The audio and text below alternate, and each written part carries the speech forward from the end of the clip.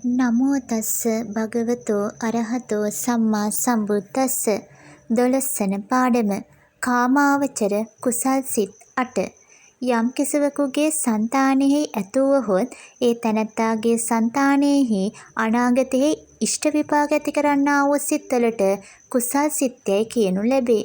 දන් දීම් සිල් රැකීම් ආදී වශයෙන් සාමාන්‍ය ජනයාට ඇතිවන කුසලය කාමාවචර කුසලය.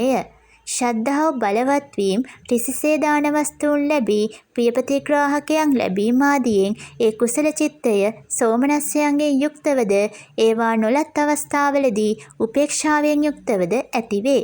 එබැවින් සාමාන්‍යයෙන් එකක් වූ කුසල චිත්තය සෝමනස්ස සහගත සිතය, උපේක්ෂා සහගත සිතය කියා දෙකක් වේ. සමහර අවස්ථාවලදී ඒ කුසලය කර්මඵලාදිය දන්නා නුවණින් යුක්තවද, සමහර විට නුවණින් තොරවද ඇතිවේ. එබැවින් සෝමනස්ස සහගත සිතද ඥාන සංප්‍රයුක්ත සිතය, ඥාන විප්‍රයුක්ත සිතය කියාද දෙකට බෙදේ. උපේක්ෂා සහගත සිතද එසේ දෙකට බෙදේ. එසේ බෙදීමෙන් කුසල් සිත් 4ක් වේ.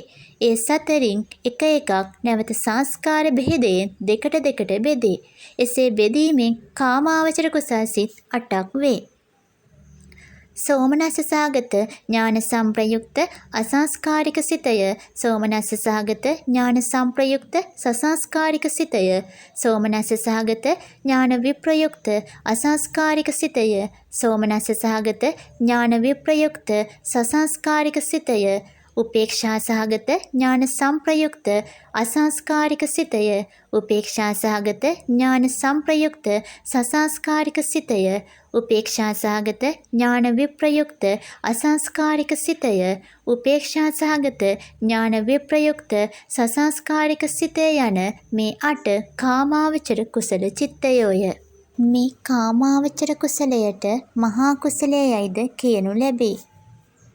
එසේ කියන්නේ රූපාවචර, අරූපාවචර, ලෝකෝත්තර කුසලයන් මෙන් එය උසස් නිසා නොව, ලෝකයේ සෑම තැනම වෙසෙන බොහෝ දෙනාට ඇතිවන කුසලය නිසාය. රූපාවචර, අරූපාවචර, ලෝකෝත්තර කුසල් ඉතා ටික දෙනෙකුට පමණක් කලාතුරකින් ඇතිවන ඒවාය. කාමාවචර කුසල් සිත් 8 ඇතිවන්නේ දාන, සීල, භාවනා, අපචායන, වේයාවච්ච, පත්තිදාන, පත්තානුමෝදනා, ධම්ම ශ්‍රවණ, ධම්ම දේශනා, දිට්ඨිචකම්ම යන දස පුණ්‍ය ක්‍රියාවන් සිදු කිරීම වශයෙනි. දෙපනස් චෛතසිකයන් අතර චේතනා නම් වූ එක්තරා චෛතසිකයක් ඇත්තේය. දාන චේතනා, සීල චේතනා, භාවනා චේතනා, පාණාතිපාත චේතනා, අත්තාදාන චේතනා, මිච්ඡාචාර චේතනා යනාදී වශයෙන් චේතනාවේ බොහෝ ප්‍රභේද ඇත්තේය. චිත්තය ඒ අතට හරවන්නේ චේතනාවෙනි. මහා කුසල් සිත් 8 අතුරෙන් එක එක සිතක් දානාදී චේතනානුව සෝමනස්ස සහගත ඥාන සංප්‍රයුක්ත අසංකාරික දානමය කුසලය, සෝමනස්ස සහගත ඥාන සංප්‍රයුක්ත අසංකාරික සීලමය කුසලය යනාදී වශයෙන් දශේ බැගින් වේ. සියල්ල එක්කල කල්හි දස පුණ්‍ය චේතනා අනුව කාමාවචර කුසල් සිත් 80ක් වේ. සිතක ඇත්තා වූ ශක්තියත් සිත් ඒ අතට හරවන චේතනාවමය. තියුණු ඌද මහත් ඌද චේතනාවකින් යුක්ත කුසලය බලවත්ය. මහා විපාක ඇත්තේය. දුබල කුඩා චේතනාවේ යුක්ත කුසලය දුබලය. අල්ප විපාක ඇත්තේය. කෙනෙක් සෝමනස්ස සහගත ඥාන සංප්‍රයුක්ත අසංකාරික චිත්තයෙන් යාචකයෙකුට ශතයක් දෙයි. ඔහු තවත් දිනයකදී ඒ චිත්තයෙන්ම ඒ යාචකයාටම රුපියලක් දෙයි. ඒ දෙවාරයේදීම ඇතිවන්නේ එකම සිතය. එහෙත් සතේ දීමේ චේතනාවට වඩා රුපියල දීමේ චේතනාව මහත්ය. එබැවින් රුපියල දෙනදා ඇතිවන සෝමනස්ස සහගත ඥාන සංප්‍රයුක්ත අසංකාරික සිත බලවත් බවත් මහා විපාක ඇති කරවන බවත් කිය යුතුය. මේ ක්‍රමයෙන් සෑම තැනම චේතනා අනුව කුසලයන්ගේ කුඩා මහත් බව සලකා ගත යුතුය.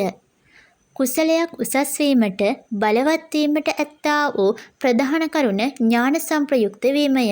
සෝමනස්ස සහගත වීම ආදී කරුණු වලින් ඥාන සංප්‍රයුක්ත කුසලයට වඩා ඥාන විප්‍රයුක්ත කුසලයක් උසස් නොවේ. සෝමනස්ස සහගත, උපේක්ෂා සහගත, අසංස්කාරික, සසංස්කාරික භාවයෝ කුසලයේ පිළිබඳ අප්‍රධාන කරුණය.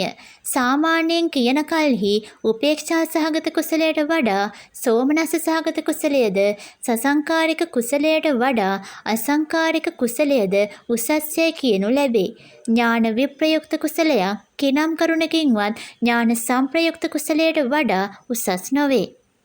කාමාවචර කුසල චිත්තයන්ගේ උත්පත්ති ක්‍රමය.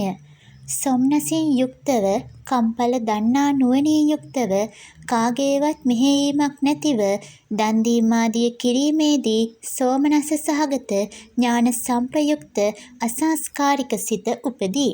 සොම්නසින් හා නුවණින් යුක්තව මෙහෙයීමක් ඇතිව දන් දීම ආදිය කිරීමේදී සෝමනස්ස සහගත ඥාන සංප්‍රයුක්ත සසංස්කාරික සිත උපදී.